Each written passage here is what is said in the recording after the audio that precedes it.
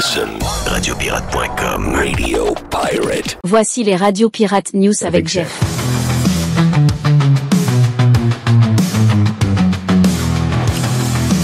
OK, vendredi matin, OK, wow, je sais pas chez vous, mais ici, je pense que c'est le premier vraiment matin où on sent qu'on s'en va vers quelque chose de plus frais. On est genre moins 1 degré, quelque chose de même ce matin. De ce que j'ai vu, il y a un peu de blanc sur quelques surfaces. Oh oui, les coups de chaleur de cette semaine avec les marathons et tout, parce qu'on se plaignait de 28 degrés, j'ai l'impression que plusieurs vont s'ennuyer rapidement. Donc, mais une journée spectaculaire quand même, et même chose pour demain, puis plus chaud demain. Certaines régions vont peut-être s'approcher du 20 degrés, 18, 19, facile demain. Donc, enjoy. Ça se passe bien chez vous, oui. Le début de week-end se fait bien. Vous avez écouté le football hier, vous avez écouté le hockey, le Canadien a gagné, Bolduc a un deuxième but. It's going well. Je suis dans la région de Québec, vous le savez, donc je sais qu'avant hier, les gens de Montréal ont eu le spectacle de Bryan Adams au Centre Bell.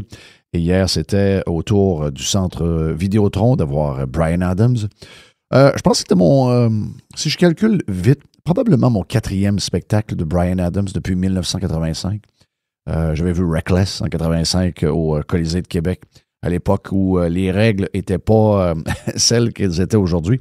Aujourd'hui, on a des gouvernements qui veulent même se mêler de comment ça se passe dans les arénas avec les parents. On a un nouveau règlement que Isabelle Charret veut introduire. C'est incroyable, ça. J'ouvre une parenthèse vite. C'est incroyable.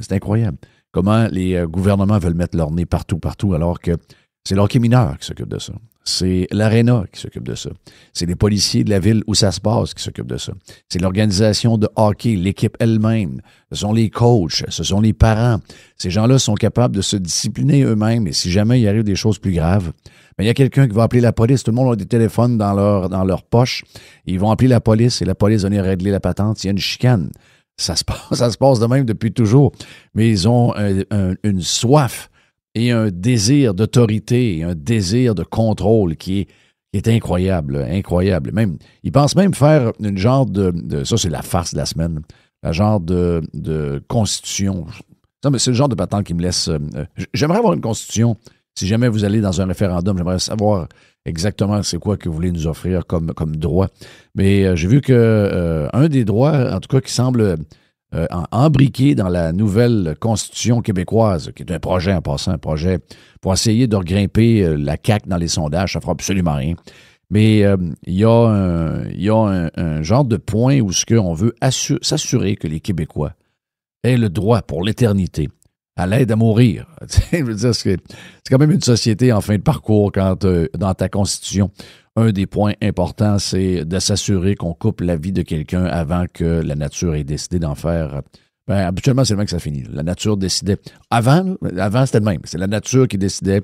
C'est, je ne sais pas, peut-être il y en a qui vont dire que c'est une force de l'au-delà qui faisait que, à un moment donné. Mais là, le gouvernement veut décider, parce que c'est un peu le même que ça se passe, là. On va faire à croire que des fois, on vous laisse le choix, mais avec une bonne dose de morphine dans un CHSLD, quand ils décident que c'est fini, c'est pas mal fini. Donc, c'est comme ça. Bon moyen pour le gouvernement de s'en laver les mains. Donc, on met ça dans la Constitution. Quelle grosse farce. Et tout ça pour vous dire que j'ai vu le spectacle de Bryan Adams hier. C'était mon 4e spectacle. Ma blonde était à compter 6. Le vu 6 fois Bryan. Donc, je peux vous dire que dans la maison, probablement. Mais j'ai toujours été un fan de Bryan parce que Reckless était, pour moi, un super album. Ah, j'oublie. J'ai vu 5 fois Bryan. J'ai vu 5 fois Bryan parce que j'ai vu Bryan en première partie de Loverboy lorsqu'il a fait Cuts Like a Knife juste avant Reckless. Donc, il était tout jeune. D'ailleurs, il a fait la tune This Time qui vient de ce vidéo de cet album-là, je pense. Et Bryan était avec 18, 19 ans. Et il a joué le vidéo derrière. Regarde, c'est un spectacle extraordinaire.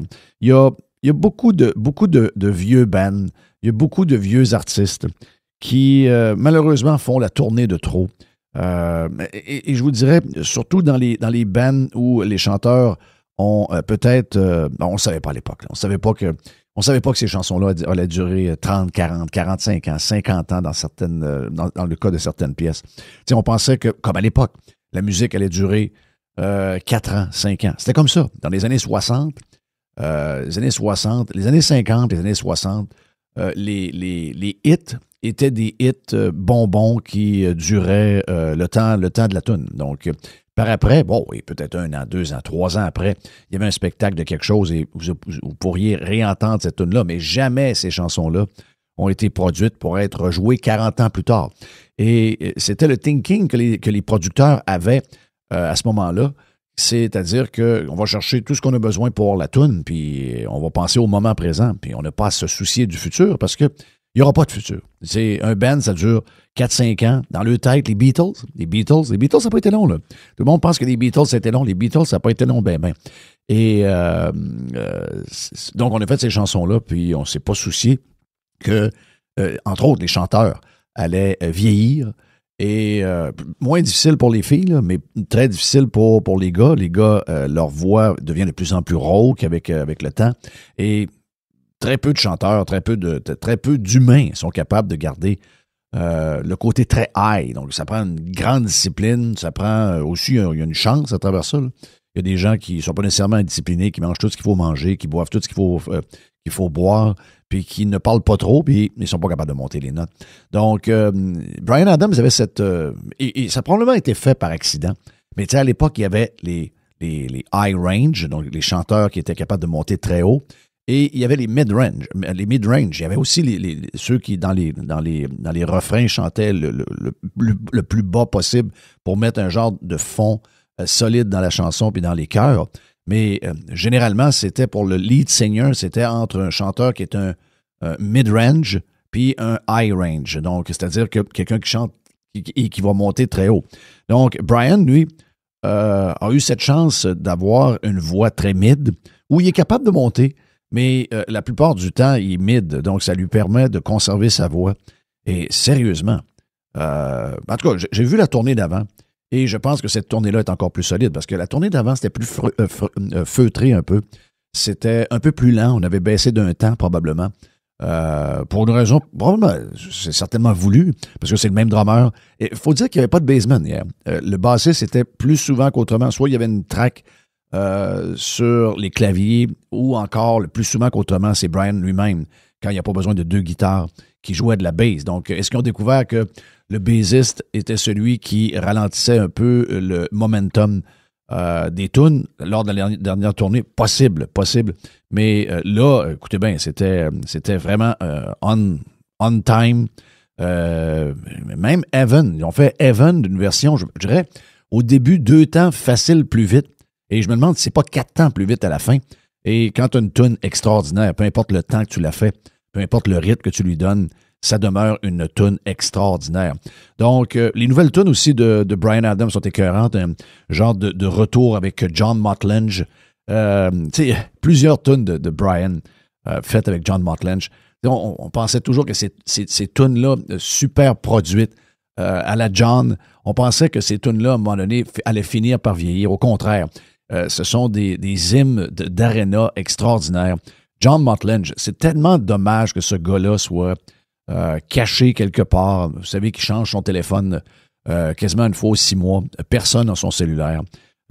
Comme disaient les gars de Nickelback, don't call John, he will call you. C'est impossible de joindre John Motlange. Toujours été comme ça, même avant l'histoire avec Shania Twain, même avant son mariage et son divorce avec Shania Twain. John Motlange a toujours été quelqu'un de très, très, très discret. Mais dans la liste de probablement des 5 plus grands producteurs de l'histoire de la musique, c'est sûr que John Motlange, et à travers ça, il faut écouter des albums comme Foreigner 4, il faut écouter Back in Black, For Those About to Rock de AC/DC, il faut écouter tous les albums de Def Leppard, il faut écouter The Cars, il faut écouter un paquet de disques sur lequel... Puis veut pas, c'est sûr que son association avec Bryan, c'est après Reckless. D'ailleurs, Joe Elliott de Def Leppard en parle souvent. Il dit « Ah oui, cette tune-là, ça devrait être une de nos tunes. Celle-là, ça devrait être une de nos tunes. » Finalement, c'est Bryan qui les a faites. Oui, il y a un style très Def Leppard dans plusieurs tunes de Bryan Adams, mais quand tu travailles avec John Motlange, c'est ça que ça fait. Donc, énormément de chœurs, très lichés, très drum, très puissant. Et ça donne ces spectacles-là. Donc, c'est relié à la tune d'origine qui a été enregistrée d'une manière extraordinaire. Donc, sincèrement, Bryan Adams est tout simplement phénoménal.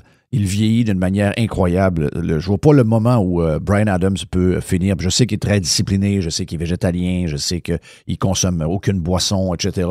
Mais le gars vieillit pas, Joël Vert. Donc, je ne sais pas si sa recette est la bonne, mais le gars vieillit 0. Donc, 5 étoiles sur 5 à Bryan Adams. J'aurais aimé vous faire jouer quelques affaires, mais vous savez, Spotify nous empêche de le faire. YouTube nous empêche de le faire. Ces grandes plateformes-là n'ont pas compris que quand on passe un bout de 30 secondes ou de 40 secondes de tel ou tel artiste, eh bien, on va plus donner un coup de main à l'artiste et au catalogue. Parce que hier, je l'ai vu, là. Hier, la quantité de jeunes qui étaient au spectacle de Bryan Adams, c'est fascinant. Et tout le monde est debout parce tout le monde était debout quasiment tout le spectacle. Ben, en fait, tout le spectacle.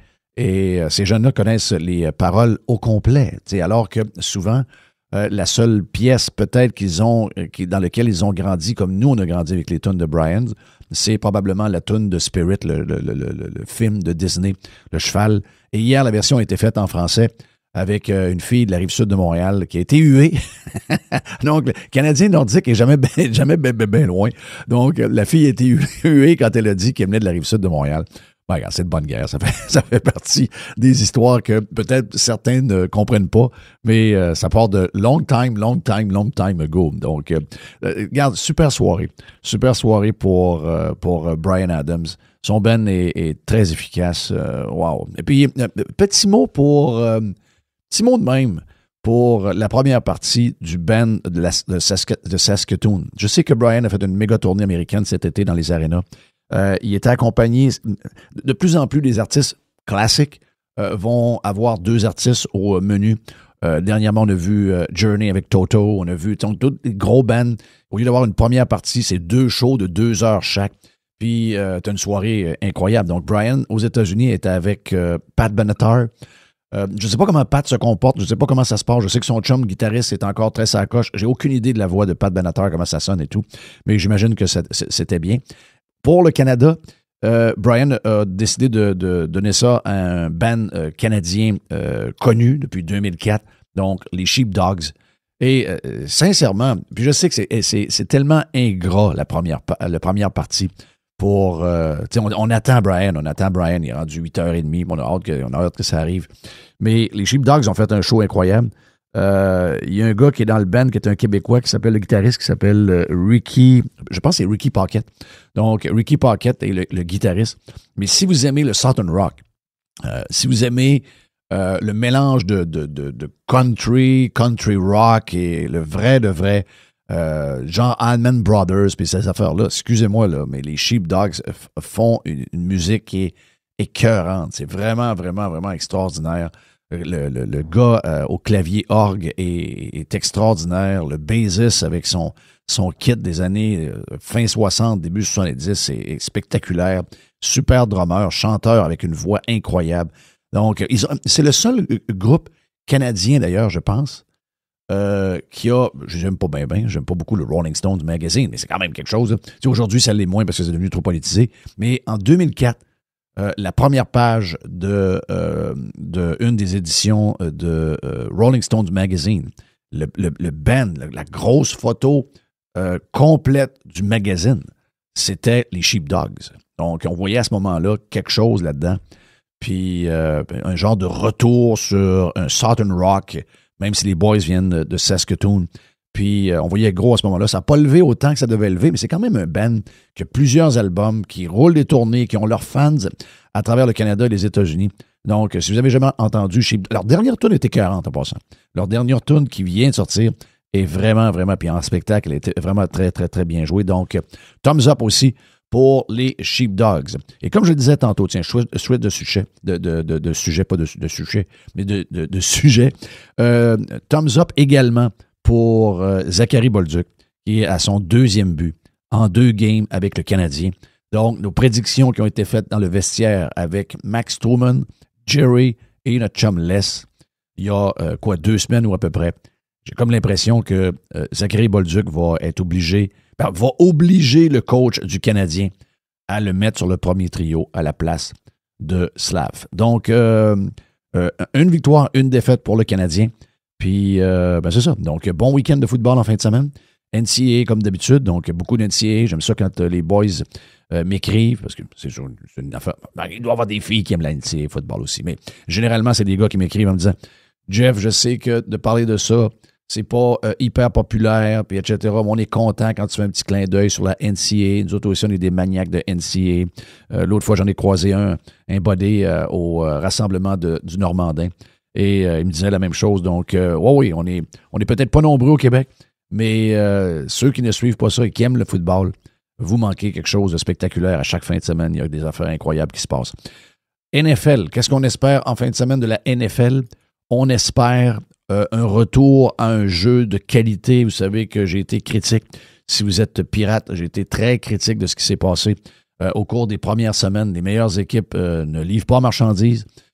Beaucoup d'équipes qui devaient être sa coche ne sont pas sa coche du tout, ne répondent pas aux attentes. Je comprends qu'il y a énormément de blessés. Je comprends que c'est un début de saison qui est pas facile, justement à cause que les lignes offensives, entre autres, sont maganées pas à peu près. Donc, oui, la Ligue n'est pas... Puis, on le sait, on l'a vu au cours des dernières années, on dirait qu'il y a des matchs préparatoires qui se fait en début de saison. Mais là, on est rendu à la semaine 6. Semaine 6. Qu'est-ce que John Gruden a à dire sur le début de la NFL? Est-ce qu'il est d'accord avec Jeffrey? To play better football and step up and be great. I'm talking about the Kansas City Chiefs are 2-3. The Chargers have lost 2 in a row. Philadelphia blew a 14-point lead. Buffalo's struggling. They lost at home. The Rams lost at home. The Ravens, they don't even look like the Ravens. We had 39 pre-snap penalties last week. We've had 191 pre-snap penalties this season. We have runners running in for touchdown for the Colts that fumble the ball, and then Arizona does it. The best teams in the league are Jacksonville and Indianapolis. Yep. Now let's go. That's Tom Brady. Let's go. Let's pick it up and let's play better football. Regarde, je rêve de voir John Gruden. Je sais qu'il est en train de poursuivre la Ligue et ça risque d'être à son avantage. Donc, d'après moi, aucun propriétaire d'équipe va engager John Gruden. Mais my God, j'aimerais que John Gruden devienne le coach des Miami Dolphins. Peut-être que ça me donnerait un peu d'espoir. John Gruden est extraordinaire, mais je pense exactement la même chose que John Gruden. Donc, bon week-end de NFL quand même cette fin de semaine. On est dû pour quelque chose d'un peu mieux. On est dû pour du calibre NFL, le meilleur football sur la boule. Donc voilà pour la partie 1 des Radio Pirate News. Là, c'est une petite jasage, même juste un petit placotage. On va souhaiter un bon week-end. On a un autre petit Radio Pirate News à venir sur Radio Pirate Live et sur Radio Pirate Prime. Radiopirate.com. Tu le sais que t'as envie d'écouter. Radio Pirate. Voici les Radio Pirate News avec Jeff. OK, Radio Pirate News, on a jasé de tout ce qui s'est passé. On a fait du placotage, on a fait du TMZ dans le premier bloc. Allons-y maintenant avec quelques petites affaires. Les sujets, je dirais que les sujets c'est un peu un rebrassage des sujets de cette semaine suite à cette excellente nouvelle. Je sais que c'est pas la nouvelle probablement qui touche les Québécois tant que ça. Les Québécois ne sont pas portés bien à s'occuper de la politique. Je suis sûr que si mettons que Trump est responsable de déclencher une guerre, c'est sûr que ça va devenir un genre de fixation complètement débile et démesurée.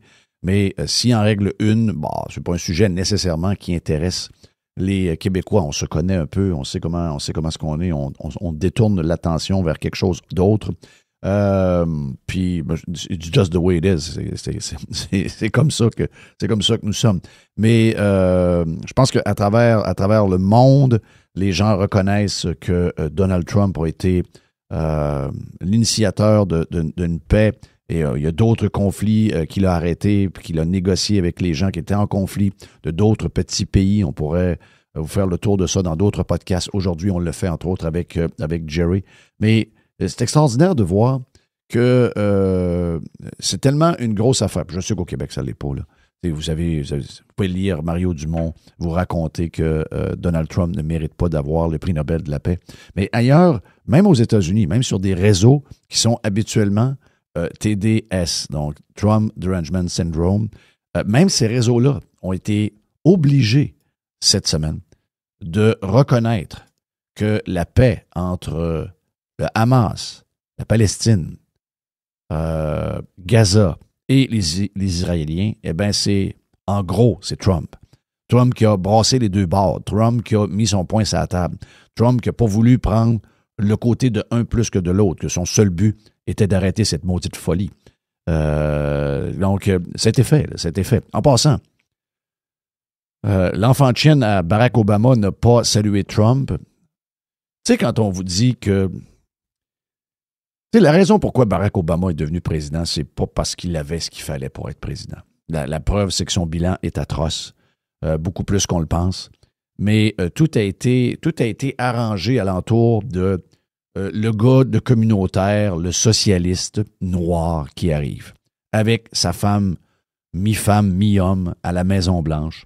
Donc, c'était une patente qui était à l'autre... C'était un 180 degrés. C'était une forme de racisme, mais de manière positive. Donc, Barack Obama est blanc et jamais il est président des États-Unis d'Amérique. Jamais.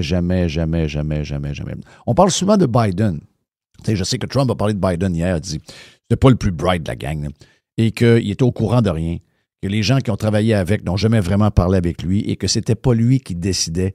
On sait, l'état du président des 4 dernières années avant Trump, c'était un gars sénile, donc il ne pouvait pas mener grand-chose. Donc, il y avait son entourage prenait les décisions, donc les gens qui avaient affaire au président ne le voyaient jamais et parlaient continuellement à l'entourage. Le président n'était jamais disponible. Et là, on a complètement une autre game avec Trump qui est là tout le temps, qui est là partout, qui est toujours en train de parler avec des journalistes. Bon, de temps en temps, il brasse un peu. S'il y a quelqu'un de CNN poche qui arrive, il va y dire, gars, je prends même pas tes questions, t'es trop nouille. Donc, c'est le genre de président qu'il est, puis c'est le genre de patente qu'on aime. Mais Barack Obama, ça a été à l'inverse, probablement, même si on est dur envers Biden, probablement que Barack Obama était pire que Biden. Même s'il n'était pas sénile, même si... non, je pense que Barack Obama, somme toute... Parce que tout ce que nous vivons en ce moment, l'extrême wokisme, tout ce que nous vivons, tous les problèmes que nous vivons, ont parti beaucoup de Obama avec son vice-président également pour toutes les folies green. Donc, on est en train de ramasser les pots cassés de l'ère Obama. Et Obama, quelqu'un a dit, j'ai entendu quelqu'un dire... Quelqu'un a dit récemment, je ne me rappelle pas qui l'a dit, m'a dit, je pensais que Obama allait être un bon président, même si je ne suis pas démocrate. Je me disais, il va être un bon président parce que c'est un bon homme, c'est un bon humain. Et finalement, elle a dit, et là, après les 4 premières années, je me suis rendu compte qu'il était un mauvais président. Et qu'en plus, il était un mauvais humain. Un bad guy, OK? Une mauvaise personne. Et vous avez les détails de ça dans son tweet sur comment il est content de la paix entre Gaza / Palestine / les fuckés du Hamas et Israël. Il a fait un long texte sur X, je ne sais pas s'il l'a fait sur Facebook, mais sur X, je l'ai vu, et il ne mentionne pas du tout le président actuel. C'est pour vous montrer, ça se fait carrément pas. Ça se fait 0. Tout le monde, incluant les médias anti-Trump, tout le monde savent que si Obama était le président actuel, on serait probablement en guerre, une guerre beaucoup plus profonde qu'on était il y a 2 semaines avec Obama, qui n'est pas un doer, qui est un gars qui a déjà eu le prix Nobel de la paix. Et même ceux qui l'ont donné ont dit « Ouais, on a fait une gaffe. » Ben oui, mais il avait donné parce qu'il était noir. Vous y avez donné parce que vous étiez excité. Rappelez-vous comment les journalistes étaient excités de voir que le premier noir président, tout le monde capotait là-dessus, mais on oubliait de regarder. Est-ce qu'il a ce qu'il faut? C'est quoi? On mérite. Qu'est-ce qu'on lui donne comme note? Absolument rien. Et il continue à être un bon à rien. Et c'est le gros problème de Barack Obama. Enlever la couleur. Ce gars-là, jamais est président des États-Unis d'Amérique. Jamais. Donc, si lui n'est pas capable de reconnaître ce que Trump a fait pour régler un des plus gros conflits qu'on a sur la boule actuellement. Tout le monde devrait célébrer. D'ailleurs, question légitime de plusieurs. Qu'est-ce qui arrive avec Antifa? Qu'est-ce qui arrive avec les pro-Palestine? Qu'est-ce qui arrive avec les islamistes? qui se promènent dans les rues avec les drapeaux de la Palestine. Où sont-ils? Pourquoi n'ont-ils pas? Parce qu'il y a des gens à Gaza qui célèbrent, des gens qui vivent la vraie misère. Mais dans votre pas de misère, à Montréal, à Toronto, à New York, ailleurs en Amérique du Nord, ailleurs en Europe, est-ce que Greta célèbre? Est-ce que Greta est de bonne humeur? Est-ce que quelqu'un fait des marches pour célébrer le cessez-le-feu et célébrer le deal de paix entre Israël et Gaza? Surprise? Non. Pas de surprise, hein? Pas de surprise. Ces gens-là n'ont pas fait de manifestation pour célébrer l'événement. Ils sont comme rentrés chez eux et dans le fond d'eux, ils sont en crise. Ils auraient aimé que la guerre se poursuive, la gang de salles. Donc, pas de manifestation de cette gang-là. Mais allons voir dans les médias, les MSNBC, les ABC, tous des médias habituellement anti-Trump. Et allons voir si, contrairement à Barack Obama, ils ont donné un thumbs up au président Trump. Make no mistake, it looks like President Trump has actually pulled off something here that many presidents before him have failed to do. Just need to underscore what an enormous moment this is for so many people in this region, for the people of Gaza who have endured 2 years of war, for the families of these 48 remaining hostages who have endured 2 years of absolute agony. This is a watershed moment. We've heard it again and again from a number of people today, really giving credit to President Trump for getting this deal over the finish line. What are you hearing from your sources with regard to President Trump's role in getting both parties to sign off on at least the first phase of this peace plan? Well, certainly this is an enormous moment for the world, but also for this administration, a big win for the president who has been very personally involved in this, Lindsay. Is a major accomplishment for President Trump, something that he's been really trying to work toward. There's been a lot of critics and questioning of whether or not he could pull off sort of negotiating and working to try to get all these sides together. Of course, there were a lot of nations involved. So this is, of course, not just a victory for President Trump, but really a number of Arab nations, Hamas, and of course, Oui. Regarde, c'est le fun de voir tous ces logos anti-Trump, donc les logos de nouvelles anti-Trump, essayer de donner crédit à Trump avec certaines affaires. Comme là, il y a une petite erreur là-dedans. Oui, mais il y a d'autres pays qui travaillaient beaucoup avec Trump pour... Non. OK? La France, l'Angleterre, le Canada n'étaient pas en train de travailler un deal de paix.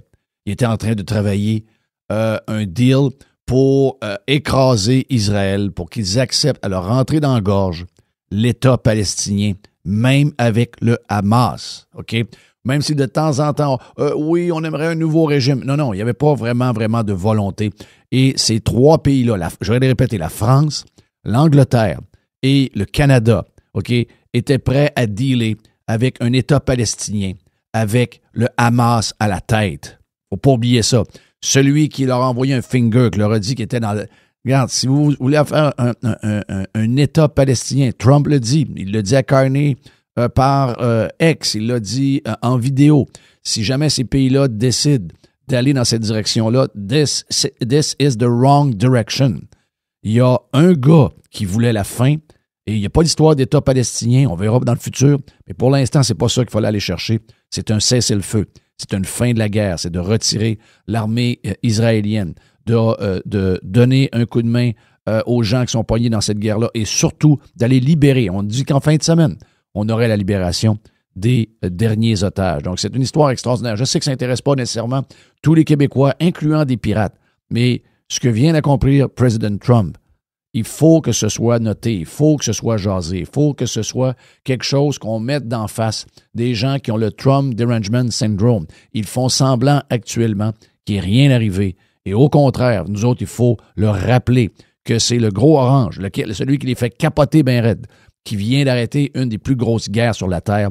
Et moi, je suis convaincu qu'une fois que celle-là est réglée, que Président Trump ne lâchera pas l'histoire avec la Russie et l'Ukraine, même s'il est découragé de comment se comporte Poutine, je pense qu'il ne lâchera pas et il va continuer à essayer de rapprocher les deux bords. Il va continuer d'essayer de provoquer une réunion entre les deux. Trump ne veut pas de guerre nulle part. Trump n'est pas un néoconservateur. Trump n'est pas un ami de l'industrie de la guerre. C'en est pas un. Et il vient de le prouver encore. Thumbs up for President Trump. Des fois, de temps en temps, on peut questionner quelques affaires au niveau économique. On peut questionner quelques affaires au niveau de ICE qui attaquent des gens ou qui vont chercher des gens qui sont là depuis une vingtaine d'années et qui vont les chercher dans leur maison, devant leurs enfants. OK, il y a des affaires sur lesquelles on peut se questionner, puis on peut être peut-être pas d'accord avec le président Trump. C'est normal, ça fait partie de... c'est pas normal qu'on vote pour quelqu'un et que 100% du temps, on est d'accord avec la personne pour qui on a voté. C'est complètement anormal. Donc, c'est normal de challenger certains points. Peut-être que vous avez d'autres points que moi, j'ai pas.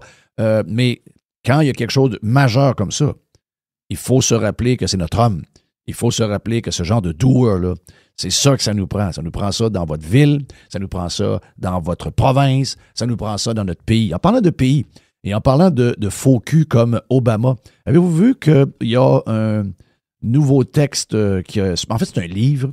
C'est un livre... Est-ce que vous vous rappelez de la blonde Green qui était ministre avec Trudeau? La fille s'appelle Catherine McKenna. OK, allez voir Catherine McKenna. Oh, une fille qui paraît bien, mais une Green enragée, une hostie de gauchiste. Et là, ben, elle a fait un livre. Ah, comme d'autres, fait un livre et là, on apprend que Trudeau est un fucking phony. OK, êtes-vous surpris de ça? Pas vraiment. Mais pourquoi ces gens-là attendent d'avoir terminé leur carrière politique et ils attendent quelques années après pour faire un livre où on les a payés quelques dizaines ou peut-être un 100 000 pour faire un livre et pour finalement sortir la vérité, alors que ces gens-là devraient avoir le courage de le dire et de quitter quand ils se rendent compte qu'ils sont dans une équipe de fake. Et elle, si je résume, elle dit, il était all fake. OK?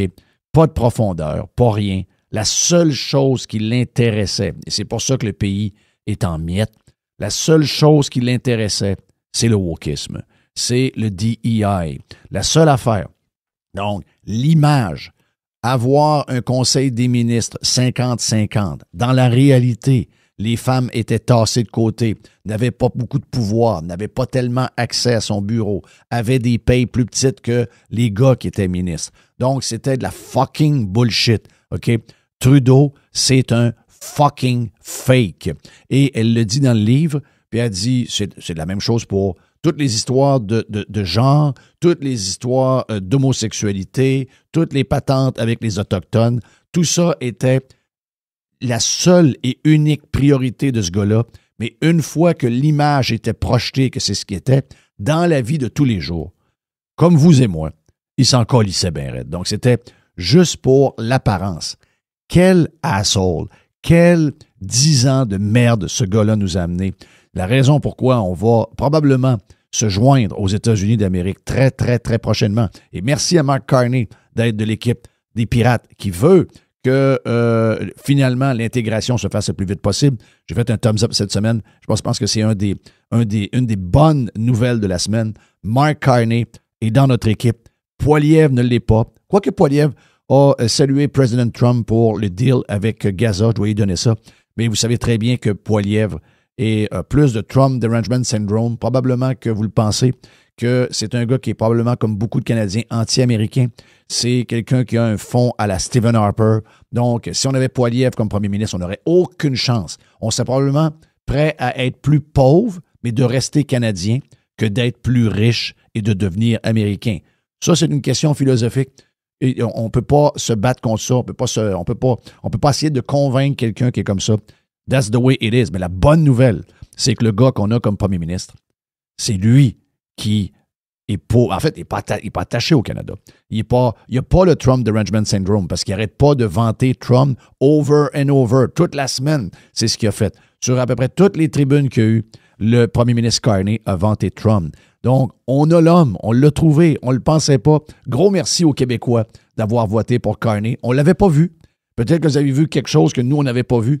On ne l'avait pas vu. Mais c'est lui qui va nous livrer aux États-Unis d'Amérique. En passant, on n'a pas le choix. Juste un petit clin d'œil avant de partir. Vous savez que le dollar US, c'est un peu une tactique à la Trump. Donc, Trump ne veut pas avoir un dollar trop fort. Il pense que ça nuit aux États-Unis d'avoir un dollar trop fort. Donc, volontairement, on fait des politiques pour que le dollar américain baisse par rapport à d'autres. Et vous regardez le dollar US face à l'Europe, il semblerait que dans la prochaine année, il y aurait encore une correction. Mais on est à 10 % de correction depuis le début de l'année, OK? Donc, 10 %.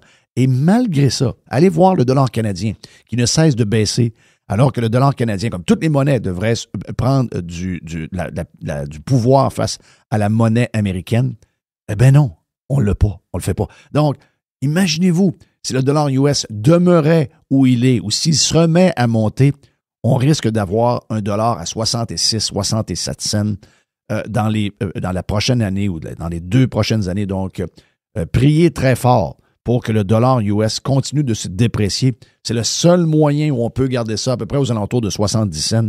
Le reste, ce serait catastrophique. Donc voilà pour les Radio Pirate News d'aujourd'hui. Beaucoup de choses à écouter dans les différents podcasts qu'on a fait aujourd'hui. Une méga boîte avec Jerry de 1h30 parce que Carlos de Punisher s'occupe de sa mère cette semaine, donc va revenir la semaine prochaine. Même chose également avec Denis l'infirmier, donc Dennis the Nurse. Super podcast avec Dennis the Nurse. Et également un tête-à-tête avec le candidat qui est en feu dans la région de Québec, Stéphane Lachance de Respect citoyen dans les autres podcasts. Bon week-end, bon football, bonne action de grâce, bonne dinde. Nous, c'est dimanche soir. On se reparle dans un autre podcast de Radio Pirate News mardi matin.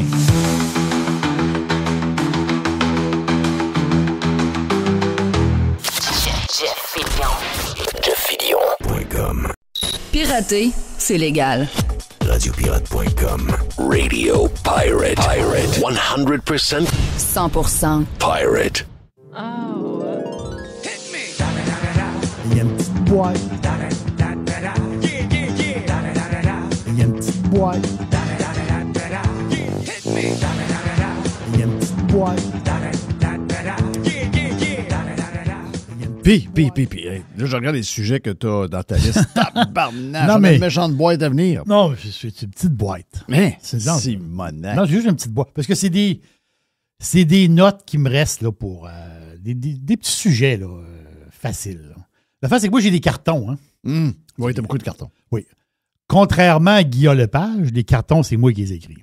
Oui, exact. On s'entend ça. C'est la différence entre lui et moi. Mais je veux dire, non, c'est ça, j'ai des cartons parce que des fois, il y a des sujets que je veux garder. Mais si je le mets sur une feuille de papier, sur le téléphone, je fais d'autres affaires. C'est pour ça que je mets le sujet sur une feuille de papier. Mais ça vient froisser. Puis, je fais un petit carton, ça reste correct. Ça reste beau. Ça reste beau, exactement. C'est de petits sujets de même que j'ai. Est-ce que tu vas être à... Oh, excuse, je pense que tu avais fini. Non, juste... C'est la première fois que je fais ça depuis qu'on travaille ensemble. Que tu mets les sujets devant moi. C'est la première fois. Première fois. J'ai dit, je vais m'amuser aujourd'hui. C'est exceptionnel. Je le ferai plus. Mais exceptionnellement, j'ai dit, je vais écrire, j'ai 13 sujets. Il y en a des longs, il y en a des courts. J'ai 13 sujets que j'ai écrits sur le papier. Quand même. Juste drôle. Ben oui. Donc, moi, je vais te pointer le sujet ou ben c'est toi qui pointes. OK. Ben, je commence avec un qui n'est pas sur la liste. Bon, vas-y. Luke Combs au parc Jean-Drapeau en mai prochain. Ben, il est sur la liste. Ah, il est sur la liste? Ben oui. Arrête. Ben oui, Luke Combs. Ah. Non, c'est sûr qu'il est sur la liste. Oui. Donc, by the way, Oui, c'est le troisième sur la liste. Ben oui, le 30 mai, c'est un samedi soir. Exact. Ça a plus de valeur encore. Ben oui. On s'entend-tu? Donc, c'est le 30 mai. Les billets en vente le 16 octobre à 10h. Moi, j'ai vu Luke Combs. J'ai eu cette chance-là de le voir au centre Vidéotron. Puis, j'ai capoté. Là. Quel show incroyable. Hey, il ouvrait des canettes, il prenait 2-3 gorgées, puis il chantait, tu sais comme qui. À un moment donné, il restait un fond de canette, là, un fond de bière. Puis il donnait un coup de pied à la canette partait dans la foule. Non, c'était l'enfer. Ça n'avait pas de bon sens. Ceux qui étaient en avant de la scène, là, c'est sûr que quand ils sont arrivés chez eux, ils sentaient la bière. Là, toute la gang. Là. Non, ça revolait, la bière volait de partout. Donc vraiment un Luke. Tout un show de Luke. Donc le 30 mai au Parc Jean-Drapeau. Wow. C'est un samedi soir. Je ne sais pas les billets, à quoi ça peut avoir. Je ne sais pas si des billets. C'est sûr que dans un centre Vidéotron, je ne sais pas le Parc Jean-Drapeau, comment ils mettent de monde. Je ne sais pas. Mais. Oui, c'est une grande place, là. Comment ça peut coûter? Le prix? Oui. Bah, 100 pièces, 125, 150. C'est ça, à peu près ça. Le gars de Ticketmaster, il dit que les prix des billets, c'est pas assez cher. Pour les shows. Je sais qu'on a parlé ici il y a une semaine, mais les médias viennent de tomber là-dessus, là. Oui. Donc, c'était disponible avant. Je ne sais pas pourquoi. Pourquoi les médias québécois sont toujours en retard de... Tu sais, des fois qui sont pas si en retard, 24, non, des fois, ils sont 48 heures, des fois c'est 24, 48 heures. Des fois, c'est une semaine à 10 jours. Oui, des fois, ils ont des retards. Je vois les affaires ailleurs, mais je me dis, ça vient de sortir là. C'est tellement loin que je vais quasiment oublier. Je dis, ouais, ça marche pas, là. Ça marche pas. OK, choisis le sujet numéro 2. Oui. Mon chandail, c'est un chandail type... c'est du camouflage. Oui. Donc, et c'est un chandail. C'est un chandail. Jerry, c'est parce que là, on est loin, toi et moi. C'est un Gap. Oui. Mais oui, c'est un Gap. Et il y a le sujet. Le Gap, la compagnie Gap, en fin de compte. C'est dans la liste de sujets. Oui. Gap, c'est Old Navy, Banana Republic, Athleta qui compétitionne Lululemon. Okay. Gap, c'est immense. Là. On parle de Gap, là, tu dis, c'est Gap. Et non, Gap, c'est 15 milliards de chiffre d'affaires. C'est 880 millions nets de profit. C'est un stock, il n'y a plus de boursicotage ici, mais c'est un stock qui est assez stable depuis 2 ans et demi, 3 ans, ou à peu près. Donne un dividende, 3%. Quand même pas pire de donner du dividende dans Gagné. Ils sont quand même rendus qu'ils vendent du stock ailleurs aussi dans le magasin. Tu sais, il n'y avait pas ça avant. Tu ne peux pas acheter des hoodies de Gap chez, mettons, Sam's Club. Non, c'est ça. Chez, même Costco en a. Walmart en a eu. Oui. Ensuite, j'ai vu, écoute, au Québec, j'ai vu que chez Art, tu sais, les magasins Art. Oui. Tu rentres dans les magasins Art, tu passes dans la section des vêtements, il y a des hoodies Gap. Ça, ils ne faisaient pas ça avant. Là. Des fois, c'est des restants de ligne, la ligne de l'année passée. Voilà. Ça veut dire, bon, c'est ça, Gap. Ça veut dire, en fait, les autres, ils ont du stock, ils vont l'écouler leur stock. Puis là, cette compagnie-là qui est, tu sais, en ce moment, sont dans un... Je dis pas qu'ils sont dans un tournant, c'est qu'eux autres, ils ont comme une stabilité présentement, des revenus et du profit. Puis ça ronronne. C'est-à-dire, ça va bien. Gap, ça va. Mais ils veulent la croissance. Ils veulent la croissance. Ils veulent plus. L'affaire, c'est que ils vont faire quelque chose qu'ils n'ont jamais fait. Ils vont se servir des influenceurs. Et quand ici, on parle d'influenceurs, on parle de... Bon, t'as les grands influenceurs. T'as la fille qui est sur le web, elle a 200 000 followers. Puis l'autre, elle a 100 quelques mille followers. L'autre, il y a même des super vedettes qui ont 1 million de followers. Fait que ça, c'est des influenceurs de premier plan. Mais tu sais, t'as des petits influenceurs. C'est des micros-influenceurs. Puis ça, il y en a plein. La fille qui a 2000 followers. L'autre qui a 5400 followers. L'autre qui fait telle patente, rouvre des boîtes, puis il dit, je me suis acheté telle affaire, puis là, 3500 followers. Tu dis, c'est juste des grenailles, c'est rien. Mais beaucoup de petits followers, ça peut représenter une présence. Donc, Gap a annoncé qu'eux autres, ils vont partir un programme. C'est pour les États-Unis, on s'entend-tu?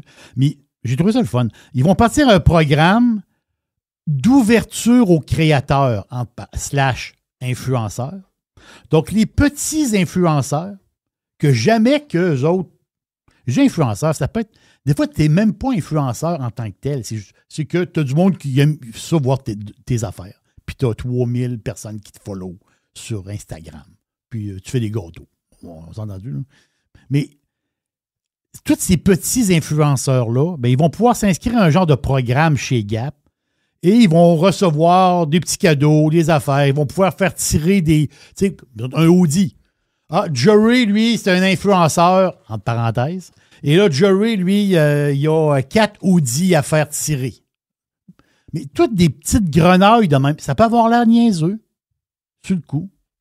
Mais c'est pas 1, c'est pas 10, c'est pas 100.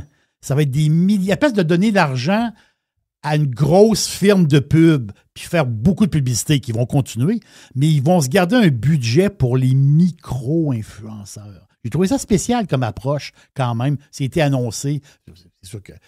Mais ça va marcher. Donc, soyez pas surpris d'ici, je sais pas moi, 6 mois, tu vas dire, tabarouette, je vois Gap souvent. Ah, telle fille, telle personne, telle affaire. Mais ils vont spreader, autrement dit, à grandeur des petits influenceurs. Le monde va s'inscrire sur la patente. Puis ils vont avoir des petits cadeaux, des affaires. Puis que Gap veut une présence, vraiment une présence chez monsieur, madame, tout le monde, mais sur le web, sans payer les gros prix des gros influenceurs. Ils misent sur les petits. J'ai trouvé ça spécial. Puis, Gap, il faut le voir comme un blue chip aussi boursier. Là. Je te disais, des dividendes de 3%, quand même bon 3% de dividendes. Puis le stock est très stable de Gap. Donc, on parle pour parler. Là. Oui. Ah, c'est une bonne idée. Moi, je pense que c'est beaucoup ça qui est l'avenir. Ben. Puis t'es pas obligé de prendre, justement, comme tu dis, le gros influenceur qui me charge cher, puis que ça paraît trop qu'il est acheté. T'es pas sûr si c'est sincère. C'est mieux d'avoir des influenceurs qui sont plus petits, plus vrais, plus... Tu sais, les autres, ils le portent fièrement. C'est pas parce qu'ils sont pas... Ils portent fièrement. Ils aiment, mettons... regarde, tu parles de Woody, là, tu en as un sur le dos. Là. Comme moi, live. C'est ça. Jeff, il y a... Jeff l'influenceur, mais Jeff, il y a 5 Woody à donner. Donc, toi, tu as un site web, tu as une patente sur Instagram. Tu reçois tes Woody de Gap, tu les donnes, puis tu fais des petites vidéos, puis tu t'amuses. Mais Gap, c'est ça. Ils veulent vraiment aller voir le monde, le petit monde, je peux dire, le petit monde du web. C'est ça l'idée de Gap. Exact. Là, je trouve que tu as des sujets vraiment disparates. Là. Non, parce qu'après Gap... C'est vendredi. Là. Et Lou Combs, tu as Jackie Smith. Jackie qui est... Jackie, oui, je sais, là, le maire Marchand, c'est un communiste. Okay. Jackie Smith aussi, c'est une communiste. Là. En réalité, les autres devraient être dans la même équipe. Voilà, exactement. Okay. Donc, elle a c'est comme son parti politique. On pensait qu'à un moment donné, elle aurait genre 7-8%. À deux. Le dernier sondage, c'est un désastre. Là. Jackie. Hey, dans le Haut-de-Beauport, il y a des pancartes de Jackie. Je m'excuse, là, mais ça veut dire au nord du boulevard de la Capitale. Là. Ceux qui connaissent un peu Québec, là, au nord du boulevard de la Capitale, là, je vous le dis, là, si Jackie Smith elle a 10 votes, ça va être fort. Il n'y a personne qui vote Jackie Smith au nord du boulevard de la Capitale. Ça n'existe pas. Là. Ça n'existe pas. Tu sais, Beauport, Charlebourg, Lac-Saint-Charles. Non, puis ça, il n'y a personne qui vote pour Jackie Smith. Là. Jackie Smith, elle, c'est Limoilou, le bas de la ville, puis Notre-Dame-de-Pitié. C'est là qu'il vote Jackie. La fois, c'est que Jackie, dans son... Parce que c'est pour voir... Moi, c'est ça que... Elle ne sera pas élue, là. T'sais. Mais ces gauchistes-là, ils amènent des idées. OK? Et elle a une idée spéciale. Puis tu vois que t'es pas communiste ordinaire. T'es communiste là, jusqu'à la moelle. Jackie Smith, dans son programme, elle veut partir un réseau d'épiceries municipales. Hey, ça, c'est drôle en jouant le vert. Alors, un peu. Hey, ça, là. Jeff! Hey, ça, là. OK. Ça vous tente-tu de payer un cocombe 14,99? Un cocombe. Il est-tu emballé? Il est même pas emballé. 14,99. C'est même pas un cocombe anglais, là. C'est un cocombe normal. Là. 4 pouces et demi de long. 14,99. Ça vous tente-tu d'avoir un pain à 16 piastres? Vous allez en avoir, là. Voyons donc, je vais le faire. Quand j'ai vu ça, c'est vraiment... Non, mais il faut être assez souffle, là. Non, mais c'est un réseau. Elle parle d'un réseau, là. C'est pas... Non, elle parle genre de 8-10 épiceries, là. Puis c'est comme un genre de projet pilote, là. Elle pense vraiment, là, est en politique municipale, là. Oui. Okay. C'est la ville qui opère les... Elle est élue, là. En ce moment, elle est élue, là. Oui, elle est élue. Elle pense vraiment que la ville ou le gouvernement peut vendre de la nourriture et tout ce qui tourne alentour de la nourriture. Abordable, moins cher qu'une compagnie privée qui a une expertise, qui sait exactement comment tout fonctionne, etc. Puis il y a une logistique.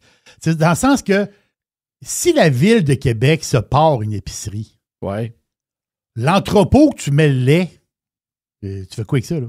Ça prend une place, mettre du lait. C'est-à-dire, c'est un laitier qui va aller porter 4 pintes de lait sur le. Non, c'est pas ça, là. Ça prend une logistique. C'est-à-dire, oui, ça prend les entrepôts. Même si tu dis, c'est pas des grosses épiceries, ça va être des plus petites épiceries. Ça peut. Avez-vous déjà vu rentrer le lait dans un. Oui, mon frère travaillait, moi, dans un couche-tard à l'époque. Sa première job, là, il y avait le restaurant, mais il travaillait un peu au couche-tard. Qui était le provisoire à l'époque. Qui était provisoire, c'est ça, exactement ça. Puis moi, des fois, j'allais, il disait bonjour en passant, puis il était à l'affaire. Puis là, lui, il travaillait. La barouette, le backstore, des choses de lait accrochées jusqu'au plafond. Ça veut dire, c'est un dépanneur, là. 2 livraisons de lait par semaine. Tu sais, ça sort, là. Tu sais, ça brasse, là.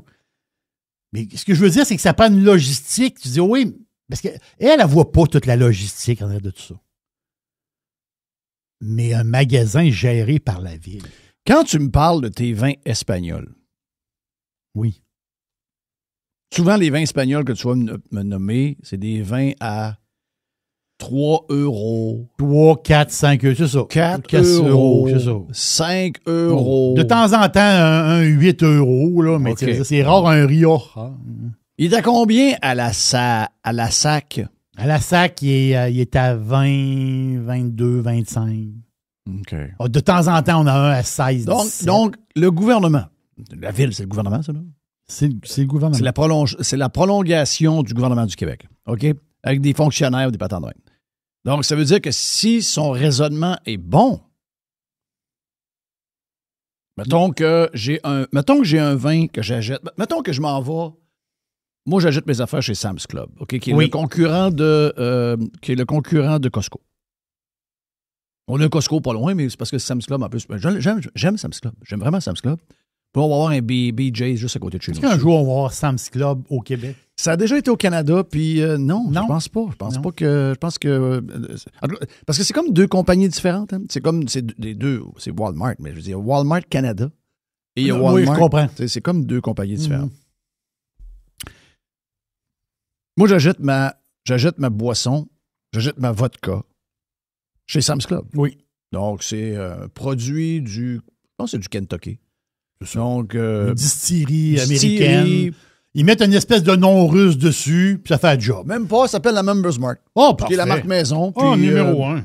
Ils ont 2 sortes. Il y a une sorte qui est distillée tel nombre de fois, puis qui ressemble à la Absolute Vodka. Puis voilà. L'autre, parce que celui-là que je prends, je pense qu'il est distillé 8 fois. Peut-être de même. Donc, Sam's Club, il y a des profits, là. Oui. Donc, Sam's Club, c'est Walmart, là. Exactement. Le Sam's Club, eux autres, ils ont dealé avec une entreprise, une distillerie, pour fournir une quantité d'alcool de ce produit-là dans leur magasin. Mm-hmm.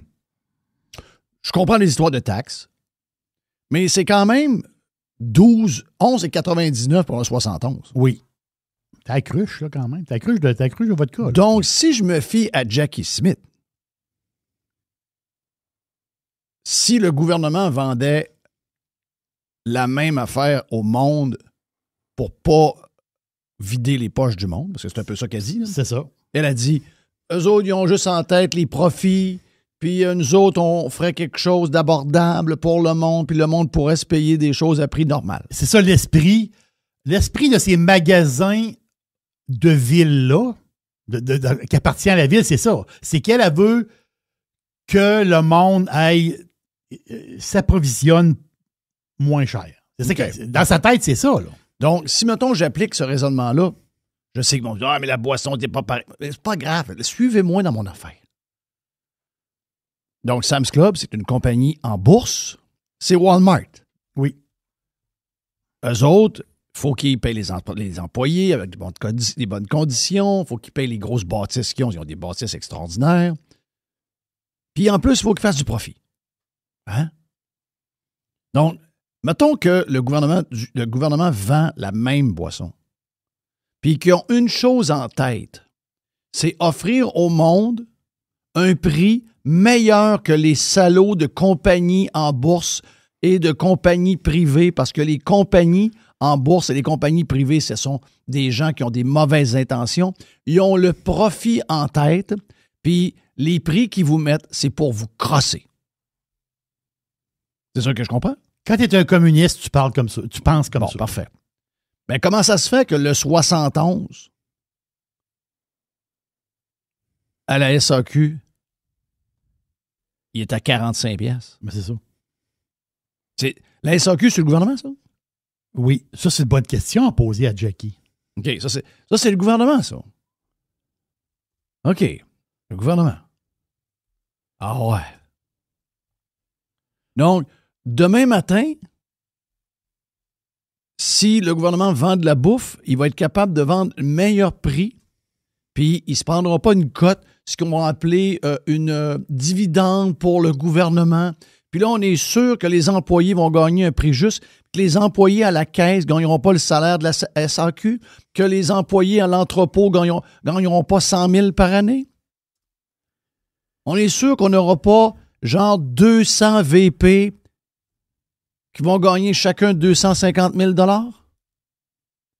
Si, mettons, les villes, avec le gouvernement, se mettent là-dedans à offrir de la bouffe. Les amis, je vous le dis, un sac d'orange, ça va être 30 piastres. Une boîte de céréales à 16 piastres. C'est ça. Voyons! La vodka, le 71, parce que 71, c'est 1,75 litres. Oui. Vous avez entendu? À la SAQ, le 71, le moins cher, c'est la Moscova. La vodka de pauvre. Je la connais même pas. C'est ça. Genre elle est fabriquée au Canada. Okay. C'est de la cruche de plastique. Ça veut dire que la poignée, là, c'est 1,75, c'est 50 et 75.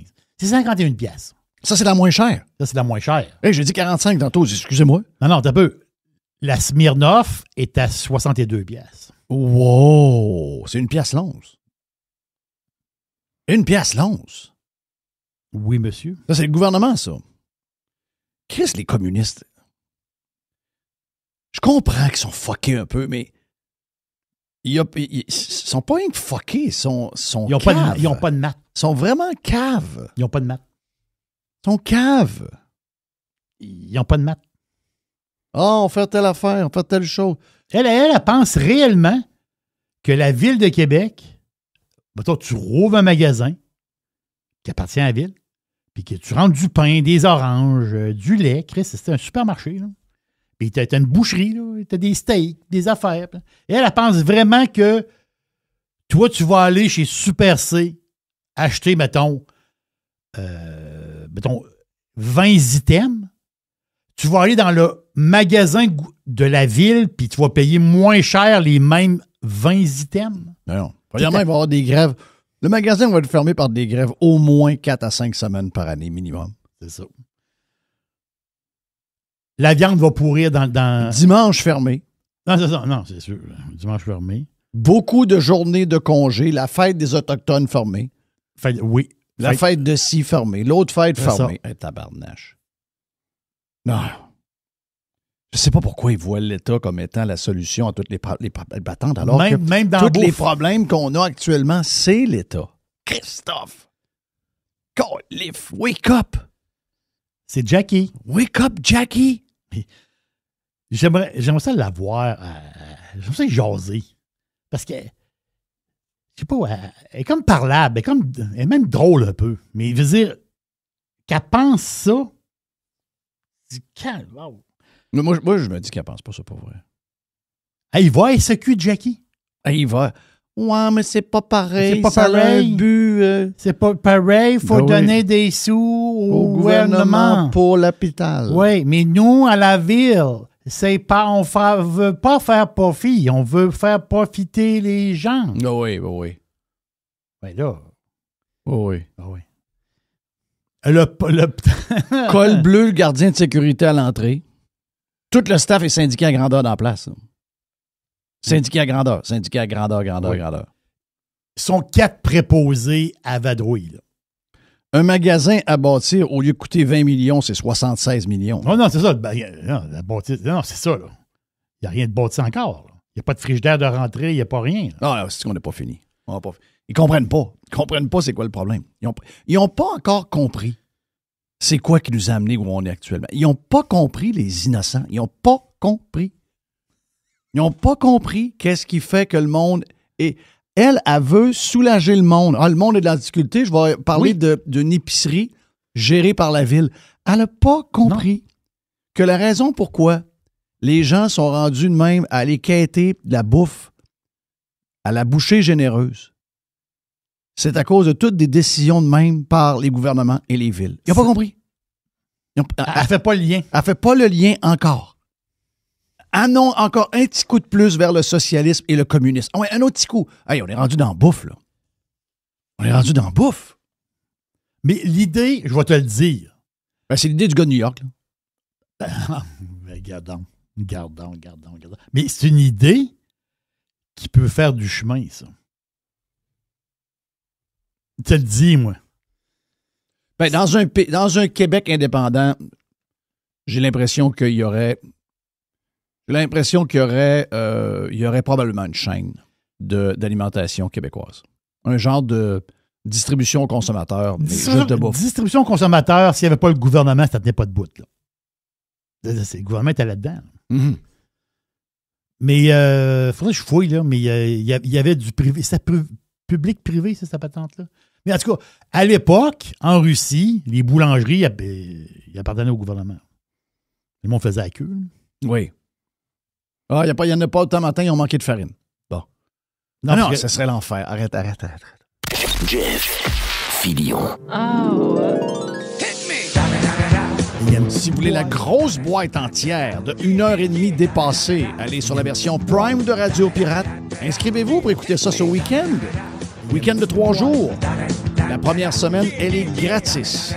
Il y a une petite boîte. Tu le sais que t'as envie d'écouter. No Limits. Radio Pirate. RadioPirate.com.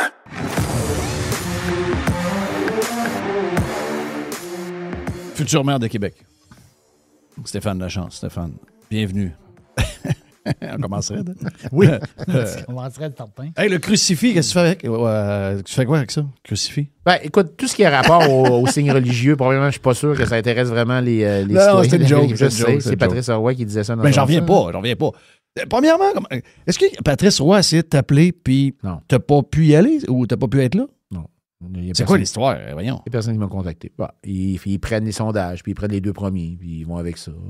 Ouais, mais là, c'est pas fair. Là. Mais au niveau des signes religieux, je veux quand même dire que ça fait partie quand même de notre histoire.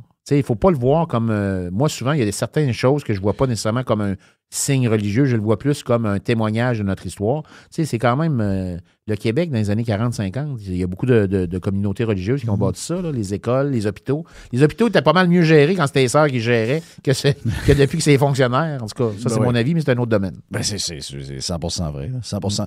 Il faut... Moi, on m'a toujours dit, je vais donner ça à mes parents m'ont toujours dit, parce que des fois, je me disais, l'histoire, quand on est des jeunes, c'était mal raconté. Finalement, avec le temps, je me suis rendu compte que j'adore l'histoire, j'adore les documentaires, j'adore lire sur des affaires qui se sont passées, des personnages. Mais quand j'étais jeune, vu que l'histoire, c'était beaucoup concentré sur le Canada est bad et le Québec est great, puis on va faire un pays, c'était beaucoup ça, au secondaire, on va se le dire. Ouais. Je trouvais ça plate. Les profs étaient plates, le sujet était plate. C'est encore pire que le temps parce que par après, ils ont embarqué les Iroquois là-dedans. Puis tout, là. Mais puis là, ils me disaient tout le temps, si tu veux savoir où tu t'en vas, il faut que tu saches d'où tu viennes. Mm-hmm. Puis ça, c'est une phrase célèbre, là. Ils n'ont pas inventé ça, là, mais c'est vrai. Donc, nos signes religieux, même si ce n'est pas un sujet c'est un sujet que personne ne parle pendant la campagne, je ne sais pas d'où est venue cette question-là. Je veux dire, ils sont fatigants, mais ce qu'il faut comprendre, c'est que les journalistes et beaucoup de politiciens, dont, entre autres, Marchand, puis toute cette génération de politiciens woke, hyper-gauchistes, ce sont des religieux qui sont en guerre contre le christianisme et le catholicisme. Mais la laïcité, c'est une forme de religion. Mm-hmm. C'est une forme de religion, puis ça clôt le sujet. Mais ça nous amène à parler des sujets de la semaine, parce qu'on est jeudi après-midi. Le podcast est diffusé vendredi. Il peut arriver bien des choses entre jeudi après-midi et vendredi. Tu prends plus de chance, t'as mieux l'annoncer. Prends plus de chance parce qu'on ne sait pas, il y a tellement d'affaires qui arrivent. Mais là, une chose est sûre, aujourd'hui, on a eu le sondage. Ouais. Bon, quelle importance tu donnes à ce sondage-là? tu pourrais dire que c'est un bon sondage parce que tu as 5 points d'avance, puis Sam, qui est deuxième, est en train de débouler. Mais c'est un sondage qui a été commandé par la gang de marchands à Léger Marketing. Donc, ça vaut quoi, ça? Ben, disons que c'est une prise de température en tant que telle au niveau des citoyens de Québec. C'est sûr qu'on est très, très content des résultats. Mais mettons que toi, tu le commandes. Mettons que tu as de l'argent et tu appelles Léger. Ça va arriver. Je te l'annonce, ça va arriver qu'on va en commander. Ça va arriver, OK. Ouais, mais on pourra faire mais est-ce que Léger Marketing, lui, si mettons je l'interroge, il va-tu dire, ben, peu importe qui le paye, je vais avoir le même sondage. Est-ce que tu penses que l'organisation qui le commande, qui a un intérêt à le faire, est avantagée dans le groupe qu'ils vont bâtir pour interroger ces gens-là? Comment ça marche? C'est une bonne question. La seule autre expérience de sondage, c'est avec Tramway Non Merci. On avait commandé un sondage sur l'acceptation du tramway. Mm-hmm. Puis pour te montrer que ça dépend peut-être des firmes, là, on parle de Léger. Mais nous, la firme qu'on avait, puis là, je ne suis pas sûr. Je pense que c'était Somme, mais je ne suis pas sûr, mais c'était une firme de sondage officielle. Là. Puis ça avait fini à 49,51 en faveur du tramway, puis c'est nous autres qui l'avons commandé. Okay. Ça veut dire, tu sais, moi, j'aurais aimé mieux qu'ils me disent 51 à moi, là, mais ça finissait qu'on avait fait 49,51 en faveur du projet de tramway. Fait que ça dépend, je pense, peut-être aussi des firmes de sondage. Est-ce que ça peut jouer qui le commande en fonction des résultats? Je pense qu'il y a aussi, dans un sondage, il y a différentes façons d'interpréter les chiffres, là. Fait que des fois, tu peux jouer avec peut-être à ce niveau-là. Parce qu'un sondage comme ça, là, à 500, c'est pas un gros échantillonnage. Là. Mais la face, c'est que l'échantillonnage, c'est quoi la différence de prix entre 500 et 1000 maintenant, aujourd'hui? Oui. C'est comme des emails. C'est quoi la différence? Mais 1000, moi, le bout que je veux savoir par rapport à n'importe quel sondage, mettons que lui, pour la Ville de Québec, là, ben, est-ce qu'il est concentré à Sainte-Foy-Québec ou tu vas piger à Val-Bélair, dans le nord de Beauport, à Limoilou, à Charlebourg-Nord? Charlebourg-Nord, Charlebourg-Sud, c'est pas pareil. Tu dis, c'est Charlebourg. Non. C'est pas de même ça marche. Là. Donc, il faut aller chercher des points comme ça un peu partout dans la ville pour donner une bonne idée. C'est un peu ce qui m'énerve de tous les sondages maintenant. C'est que avant, on savait que j'en ai fait des sondages dans le temps, là. Ça prenait beaucoup d'argent parce que ça prenait beaucoup de monde avec des téléphones. Oui. Tu prenais le bottin téléphonique puis les gens y appelaient. Donc, ils disaient, ça me prend 50 personnes dans tel secteur. Donc, ils s'en allaient dans le bottin téléphonique. Oui, c'est ça. Là, il y avait le numéro puis il y avait l'adresse, oublie pas. Il y avait l'adresse dans le temps. OK, j'en ai un de ce secteur-là. Là, tu le mettais dans ta liste sur ta feuille, tu l'écrivais avec le numéro de téléphone, puis tu l'appelais. Donc, ça, c'était long, là. Aujourd'hui, j'aimerais ça savoir comment... Ça, c'est un sondage qu'ils ont fait par Internet. Là. Il y a des gens qui sont abonnés à Léger, là, qui peuvent régulièrement... Puis je dis pas c'est ce qu'ils ont fait, mais ils peuvent tellement... Tu sais, mettons c'est un sondage de Léger Marketing sur le tramway, commandé par l'équipe de marchands. Puis je regarde le résultat, puis il y a 5% plus de monde en accord qu'il y en avait il y a un mois. Ben, tout de suite, là, me dit, c'est louche, là. Tu sais... Puis si toi, tu commandes le même sondage avec une autre firme de sondage, puis tu es anti-tramway, je m'attends à ce que les résultats soient bons, soient bas. Oui. Donc, tu sais, la crédibilité de ça est toujours difficile à saisir, à comprendre, puis à checker. Mais en même temps, restons très positifs sur ce qu'il y a eu comme chiffre. Oui. Lui, il ne casse pas la baraque dans le sondage. Non. OK? Il est en bas de 30 %. Je comprends que c'était avant indécis, mais il est en bas de 30 %. Ahmad... Pour moi, c'est confirmé que tu deviens l'alternative officielle contre. Puis je m'explique là-dedans. Je comprends que Ahmad est deuxième, puis tu es troisième, mais tu es plus 5 points. Et lui dégringole de quoi? 4 points, je pense? 4 points. 4 points. Donc lui, momentum fini. Très mauvaise campagne. Toi, momentum par en haut. Très bonne campagne. Les gens te découvrent. Les gens trouvent que tu réponds clairement. Les points sont compris par tout le monde. Il n'y a jamais de blanc. C'est fait de manière très, je vais dire, professionnelle. Donc, tu es un politicien qui... Tu as ça dans le sang. C'est très clair. Et là, à l'inverse, je te dis pas ça pour te licher les bottines, mais à l'inverse, c'est toi, même si tu es troisième, c'est toi qui es par en haut. Comment tu interprètes ça? Puis, un, je veux savoir comment tu files. Puis deux, comment Sam Ahmad file?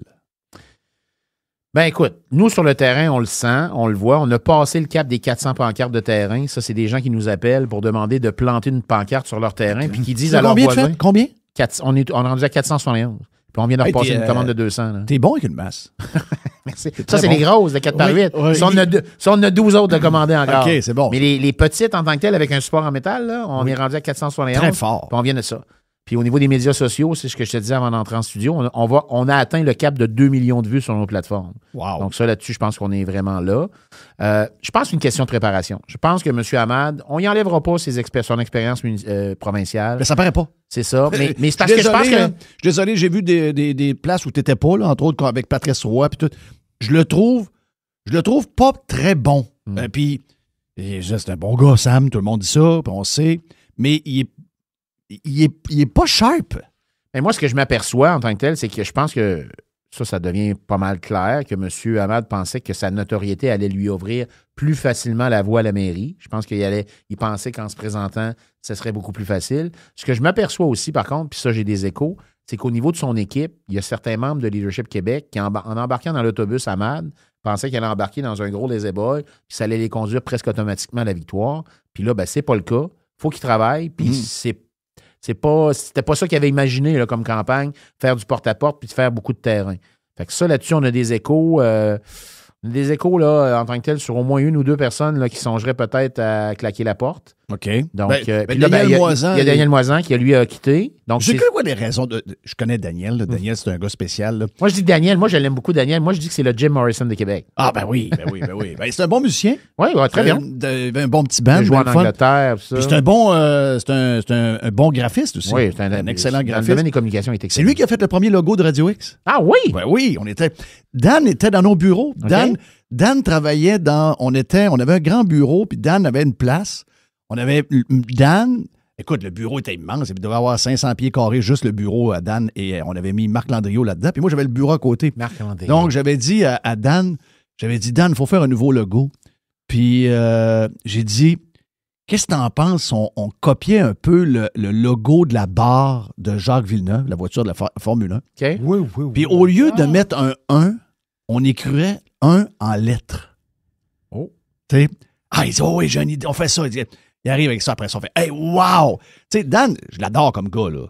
Mais je veux dire, c'est un artiste jusque dans le bout des patentes. Là. Absolument. Donc, tu sais, mettons, Dan vient me voir et dit, je veux faire partie de ton équipe de politique. Là, je m'assois avec, je dis, là, faut pas que tu sois trop spécial. Là. Faut que tu gardes les rangs, faut que tu... Ça m'a surpris un petit peu. Moi, j'avais contacté Dan. J'avais offert de se rencontrer parce que lorsqu'il proposait il voulait aller à la mairie au départ. Puis là, après ça, lorsque j'ai vu qu'il avait décidé de joindre l'équipe de M. Hamad, ça m'a surpris parce que Daniel disait qu'il voulait justement pas faire une campagne traditionnelle, ces choses-là, puis d'aller avec l'équipe puis avec M. Hamad, je trouvais que ça correspondait pas. C'était pas mal plus dans le traditionnel, justement. C'est quoi le fond de l'histoire? Là, le fond de l'histoire, il n'a pas aimé, entre autres, de se faire un petit peu rire de lui là, dans Infoman. OK. Qu'est-ce qui est arrivé dans Infoman? Ils ont passé un de ses vidéos où il y a un sac de papier sur la tête. Il a composé une chanson pour dire que le Canadien était mauvais. Fait qu'il y avait un sac de papier sur la tête avec le gilet du Canadien, puis il était assis sur une bolle de toilette. OK. Puis, en tout cas, ils ont passé ça. Oui, mais c'est Dan, là. Ouais, ils l'ont ridiculisé un petit peu à ce niveau-là. Puis aussi, il dit qu'il a vu certaines choses là, qu'il a qualifiées d'ambiance toxique là, au niveau de, entre autres, lors de la journée de la pose des pancartes, ces choses-là. Il n'a pas aimé ça. Il n'a pas aimé ça. Mais toi, tu disais, regarde, je trouve ça bizarre de voir que Dan est allé pour Sam Hamad. Ouais. Moi, je trouve ça très bizarre que Sam Hamad ait pris Dan. T'sais, à l'inverse, je me dis, ben voyons, ça marche pas, là, ça fait pas. Mais tu sais, Sam, je veux dire, quand il s'est présenté en avril, il nous a dit qu'il y avait 75 candidats pour 21 postes, puis au final... Ben, je pense qu'il n'avait pas tant que ça. Il a eu bien de la misère à combler son nombre, là. Puis là, il se finit. Là, ça termine... Sam Hamad avec un artiste comme Dan, ça fait pas, là. Il n'y a pas de point commun 0, 0, 0, 0. Tu sais, je ne vais pas t'en nommer d'autres. François Beaulé, François est bien fin, mais tu sais, c'est pas capable d'écrire un message Facebook sans faute. Dans Rock, il a fallu qu'il se reprenne 2 fois pour trouver une candidate. Alors qu'il n'avait un bon. Moi, je pense que j'aurais regardé Monsieur Who. C'est pas Monsieur Who. J'aurais regardé, moi, Monsieur Who. Écoute, s'il y en a un qui connaît l'itinérant. Moi, je me serais tenu de bout. J'aurais dit, c'est mon candidat. Moi, en tout cas, je pense, non? Qui connaît mieux Saint-Roch que lui, là? Ben, c'est ça. Il était venu à plusieurs, d'ailleurs, notre candidate, Mélanie Leroux, il était venu, elle a tenu, entre autres, un 5 à 7, là, sur la rue Saint-Joseph. Il y a une espèce de pub anglais, là, je ne sais pas comment ça s'appelle, là. Puis elle avait tenu un 5 à 7 là, puis il était venu, puis on avait discuté avec lui, puis on avait parlé du programme, ces choses-là. Non, il connaît. Et tout le monde était intéressé par. La notoriété, c'est fort. Ouais. Tu sais, c'est très fort, puis les gens te connaissaient pas. Puis regarde, notre chum Jim Légaré. Oui. Jim, tu m'avais dit au début, je suis surpris que Jim prenne le bord à Sam. Puis j'avais échangé avec Jim à un moment donné, puis Jim, c'est un gars brillant, puis c'est le futur de la politique, c'est quelqu'un qui va s'impliquer, c'est certain. Absolument, puis c'est un excellent vidéaste aussi. En plus, très, très, très compétent dans ce qu'il fait. C'est un bon, il fait des bons tweets, Jim, c'est un gars brillant, c'est un gars posé, je l'aime, j'adore. Puis, les gens, ils ont le droit de faire ce qu'ils veulent, mais j'étais surpris pareil de voir que, alors que c'est un pur libéral centre-gauche, que quelqu'un qui est plus conservateur de droite est capable d'aller avec Sam. Parce qu'à un moment donné, j'avais parlé de ça, j'avais dit, les gens de droite et conservateurs, vous devez voter pour quelqu'un qui est conservateur et de droite. Puis quand j'en avais parlé, j'avais pas vu le tweet de Jim, que Jim affirmait qu'il allait embarquer dans le bandwagon de Sam. Puis il dit, hey Jeff, as-tu parlé de moi? Non, je peux parler de toi, je savais même pas. Mais je suis content qu'il ait réalisé ça. Puis moi, je pense que c'est un coup de poing. Puis ça, c'est une personne. Mais je pense que ça montre ce qui se passe. Ça montre un réveil. Ça montre un réveil. Et peut-être la notoriété, c'est bien. Mais dans le monde d'aujourd'hui, les idées sont encore plus fortes. C'est le vote stratégique a une limite aussi. Parce que des fois, tu votes stratégique, mais tu votes le nez bouché. Là. C'est-à-dire, quand tu votes pour un programme, quand tu votes pour quelque chose, là, c'est intéressant à les voter. Voter stratégique, c'est dole. Là. Oui. Je l'ai fait plusieurs fois, je sais quelques-unes. Ben oui. Puis je te l'ai dit, Jeff, moi, je ne voterai plus jamais stratégique de ma vie. Là. Ça n'arrivera plus. J'aurais dit à 60 ans, je l'ai fait souvent dans ma vie, c'est terminé. Là, je me fais plaisir. Ben, je comprends qu'il y a certaines personnes faut respecter ses valeurs. Voilà, il y a certaines personnes qui ont dit moi, je vais y aller avec, comme tu dis, une certaine notoriété de Sam Hamad. Je vais voter stratégique. Puis il y a peut-être du monde qui sont déçus là, de la tournure des événements. Ben, c'est exactement ce qui se passe. C'est le même que tu l'interprètes, j'imagine? Oui, absolument. Je pense que M. Hamad pensait que ça serait beaucoup plus facile, mais écoutez, ça fait 2 ans qu'on se prépare. On a un plan de com qui est très solide. On a des candidats, on a des rencontres à tous les mardis, on rencontre nos candidats, on fait le point dans chacun des secteurs, où on est rendu, vers où on s'en va. Au niveau du porte-à-porte, nous, présentement, on fait ce qu'on appelle une technique de blitz, c'est-à-dire qu'on prend tout notre groupe, puis on blitz sur un secteur pendant une journée pour, au lieu que chacun fasse... il y en a qui en font plus que d'autres, là, bien évidemment, mais on essaie vraiment de faire en sorte d'être présent, puis... les gens, écoute, tu verrais la face du monde quand je vais livrer les pancartes parce que je te dis pas que j'ai livré les 471, là, mais j'en ai livré au moins pas loin de 200. Ouais. Quand les gens me voient arriver dans la porte, là, il y a un monsieur d'ailleurs qui a fait une vidéo, là, un monsieur, il sacre un petit peu trop, là, mais il dit, je sais pas quel âge qu'il le monsieur, il avait au moins 60 ans, il dit, c'est jamais arrivé, j'ai vu un gars venir chez nous me donner la main puis me livrer une pancarte. Il dit, j'ai jamais vu ça. Mais c'est des petites affaires importantes. Je pense que c'est ça qui fait la différence. Puis, on a toujours dit respect citoyen, c'est autre chose. Alors, puis moi, je veux dire, moi, je ne vais pas à la mairie pour être une star puis aller sur les plateaux de TV à Montréal. J'ai fait la déclaration, puis je le répète sur tes ondes.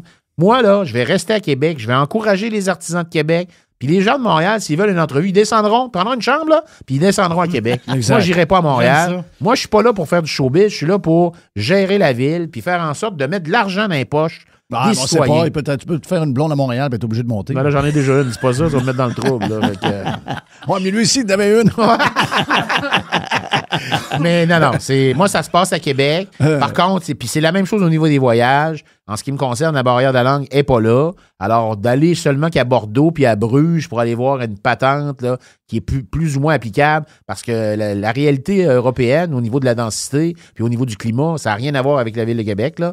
Mais par contre, si tu me dis qu'à Cleveland, ils ont une technique pour changer un viaduc en une fin de semaine avec un viaduc déjà préassemblé, puis qu'ils sont capables du vendredi soir, en travaillant 24 heures sur 24 avec 3 équipes, puis lundi matin, le viaduc est posé puis ils passent le balai, puis que ça vaudrait la peine qu'on y aille, je vais y aller. Oui, ça, je suis d'accord. Exact. Oui, moi, je comprends pas ça qu'aux États-Unis, on change des viaducs en une fin de semaine. Ici, ça prend un été complet. Oui, c'est ça. C'est à un moment donné, là, je dirais... Mais on crée des jobs de qualité. Oui, des bonnes jobs.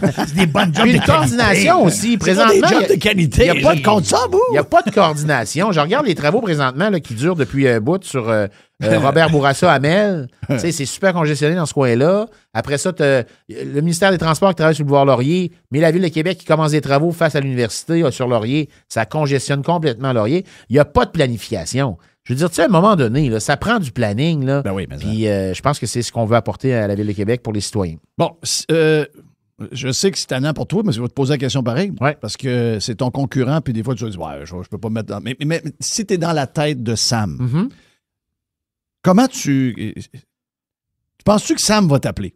Est-ce que tu penses que Sam est découragé? Sam, là, il voulait être quasiment couronné. Il voulait être couronné comme chef, mettons, de respect citoyen. Mais il nous a déjà appelé, là? Là? Ouais, encore récemment, oui. OK, récemment. Ouais.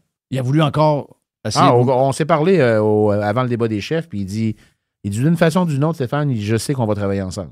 OK. Mais c'est quoi son mood en ce moment-là? Tu sais, comme tu dis, c'est un gars qui pensait qu'il allait être couronné facilement. Il pensait que sa notoriété allait lui donner la victoire de même. Il est quand même appuyé par à peu près toutes les grosses poches, toutes les grosses compagnies, les gens d'affaires. Là, absolument. J'essaie de les pogner un par un, mais là, ça commence à rentrer, Stéphane. En passant, là, je sens le vent tourner, même pour eux autres.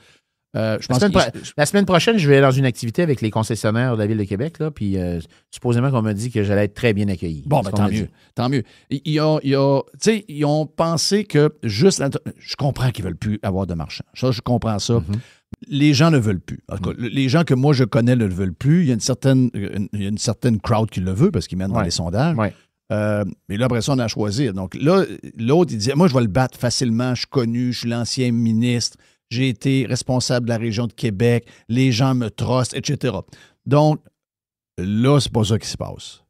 Moi, je suis pas certain que Sam veut perdre. OK? Non. Je vais répéter ce que je dis depuis le début sur Sam. Puis Sam peut m'en vouloir de dire ça puis de répéter ça. Il me l'a pas dit, mais c'est mon feeling. Je fais ça depuis 1984, OK? Donc, chacun ses forces. Mon feeling, c'est que Sam, il est sorti sur le cul de la politique provinciale. OK? C'est l'histoire de Premier Tech. C'est la patente. Rappelez-vous la photo dans l'avion quand il est parti jouer au golf. Il s'est endormi, la bouche ouverte, etc., etc., etc. Donc, ça l'a très mal fini. Et est-ce que c'était fair ou unfair ce qui est arrivé? À mes yeux, à moi, c'était vraiment unfair. Sam a été bon. Il a bien fait ça. Il a été un bon ministre. Il a été un bon responsable pour la région de Québec. C'est peut-être pas le meilleur communicateur. C'est peut-être pas le plus attachant, mais c'est un bon doer. C'est ce que je pense. Okay? Je le reconnais, ça, d'ailleurs. Parfait. Donc, mais là, il est parti de là, puis il a manqué sa sortie. Puis Sam, c'est un gars qui n'aime pas être critiqué. C'est un gars qui veut se faire aimer. C'est un gars qui veut que les journalistes et les gars de radio l'aiment et le challenge pas puis qu'il soit contre eux. Il veut pas ça. Lui, il veut être aimé de tout le monde. Oui, des fois, M. Hamad, il est rough des fois dans certaines conférences de presse avec les journalistes. Ah oui? Il est rough. Il est rough? Bon, OK. Mais là, je pense qu'il n'y a pas le choix. Il faut qu'il brasse un peu parce qu'il voit qu'ils sont tous pour marchands. Ouais. Donc, il n'y a pas le choix de l'être. Mais là, il voyait l'opportunité de refaire son image, d'être le roi pendant 4 ans à la Ville de Québec. Prend le temps probablement de gérer son dauphin, etc. Élimine à jamais le gauchiste QS qui est marchand. Puis il sort d'une manière honorable. Puis sa sortie est refaite. On refait la fin du livre. Puis il est heureux à 71 ans. Il joue au golf à tous les jours. Puis life is beautiful. Puis sa femme prend sa retraite en tant que juge. Puis regarde, il passe les hivers en Floride, etc. Okay? Mais là, c'est pas ça. OK? Et là, il va sortir probablement avec une défaite. Et Sam, il n'aime pas ça, je pense. Donc, moi, mon feeling, c'est que je pense pas qu'il va se rendre au bout. Je pense pas qu'il va vouloir perdre. Je pense qu'il va vouloir te parler parce qu'il voit que lui baisse et toi monte. Il va se passer quelque chose, Steph. On est de bonne heure, là. C'est le début octobre, là. En tout cas, nous, on a déjà quelque chose. On a planché sur quelque chose, là, puis notre directeur de campagne, Marc Roussin, est en communication avec les gens. On a quelque chose à proposer. On a quelque chose à proposer à M. Hamad qui, je pense, qui est très intéressant. C'est sûr qu'il faut que tout le monde mette de l'eau dans son vin. Puis ça ne veut pas nécessairement dire... on ne parle pas nécessairement de fusion, parce que nous, on a quand même... nos membres ont voté sur le fait qu'on arrêtait les discussions sur une possibilité de fusion. Mais je pense qu'on a une idée à proposer. On va voir comment ça va être reçu de leur part. Mais la balle elle l'est peut-être pas actuellement, mais dans les prochaines heures, ou en tout cas d'ici la fin de la journée, la balle va être dans leur camp. Okay. Puis on va voir comment il va. Écoutez, on est tous conscients que dans un monde idéal, ça aurait pris seulement 2 marchands contre une personne, puis on y va. Puis je pense que de cette façon-là, M. Marchand ne serait pas en tête présentement. Parce que je disais, si on prend mon résultat plus celui de Sam, on serait à 31, il serait à 29. Donc on le battrait actuellement. Alors, mais c'est de trouver le compromis idéal. J'ai des membres, j'ai aussi des candidats. J'ai une équipe de feu, puis moi, je suis derrière mon équipe à 100%.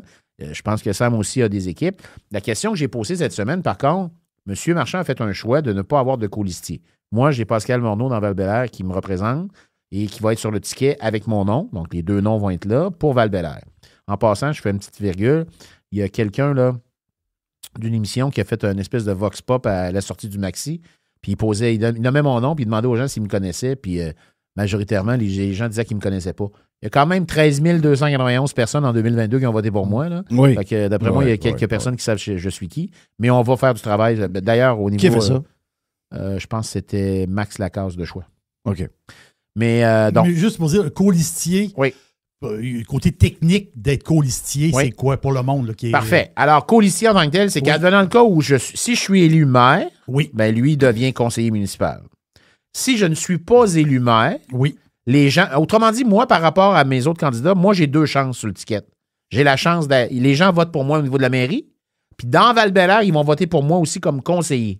Je comprends. Donc, si je ne suis pas élu maire, mais que Pascal est élu comme conseiller, en étant mon colistier, j'ai le droit, comme Gosselin le fait à 2 reprises, d'aller chercher le siège et de le prendre. Puis ça, c'est déjà entendu avec Pascal. Il vit très bien avec ça.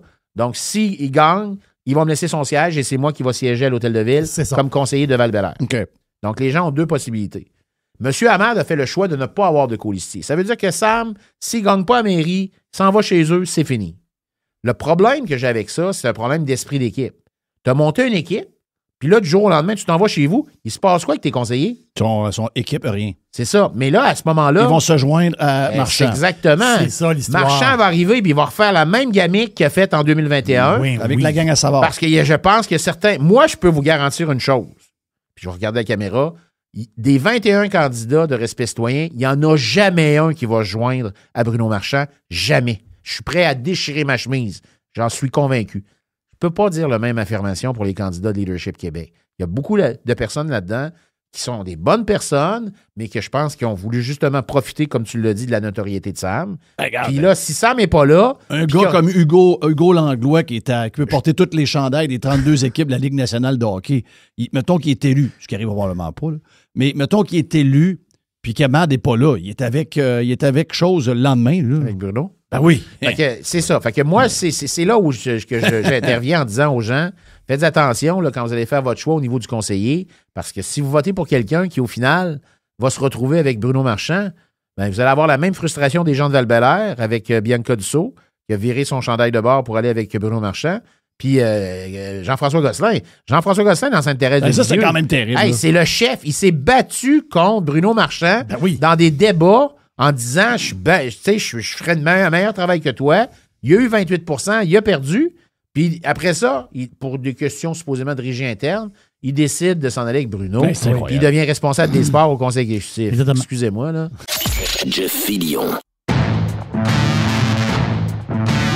Le futur maire de Québec, Stéphane Lachance, mais qui ne sera pas au débat de jeudi sur LCN.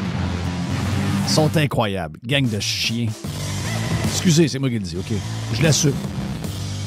Plus de Stéphane Lachance, le double sur la version Prime de Radio Pirate. Radio Pirate. RadioPirate.com